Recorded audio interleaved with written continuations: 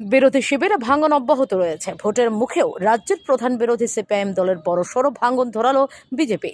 রাজ্যের উত্তর, ঊনকোটি, ধলাই সহ আরো কয়েকটি জেলা থেকে প্রচুর সংখ্যক ভোটার বিজেপিতে এসে সামিল হন। শুক্রবার তাদেরকে বিজেপি দলে সামিল করে নেন প্রদেশ বিজেপি সাধারণ সম্পাদক অমিত রক্ষিত। দলীয় পতাকা দিয়ে তাদেরকে বিজেপিতে বরণ করে নেন তিনি। যোগদান কর্মসূচি শেষে প্রদেশ বিজেপি সাধারণ সম্পাদক অমিত রক্ষিত বলেন, এদিন সিপিএম এবং বিভিন্ন দল ছেড়ে এদিন বিজেপিতে যোগদান করেন 120 পরিবারের 600 ভোটার। তারা মূলত শ্রমিক অংশের মানুষ। দীর্ঘ বছর বাম দলের জন্য কাজ করেও কোনো ফল হয়নি, তাই তারা বিজেপিতে সামিল হয়েছে। এদিন এতগুলি ভোটারের যোগদানের ফলে গ্রামীণ এলাকায় বামফ্রন্ট আরও দুর্বল হলেও তা বলা যেতে পারে।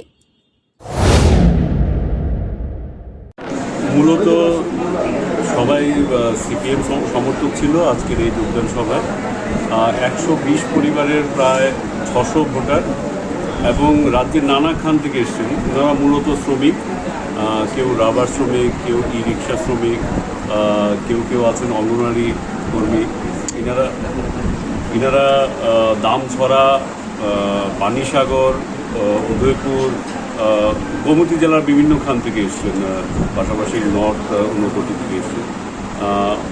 ইনারা বিগত দিনে বাম শাসন দেখেছেন। বর্তমান সময়ে ভারতীয় জনতা পার্টির নেতৃত্বে সারা দেশের সরকার, রাজ্যের সরকার দেখছেন এবং ওনারা তুল্যমূল্য বিচার করে এই সরকারের থেকে যেভাবে মানে কোনো দলীয় রং না দেখে, বিচারধারা না দেখে সবাইকে যেভাবে সমভাবে দেখছেন এবং সবার আর্থসামাজিক উন্নয়নের পেছনে কাজ করছেন, তা দেখে অনুপ্রাণিত হয়ে আজকে আমাদের সদর কার্যালয়, দলীয় কার্যালয়ে এসে যোগদান করছেন।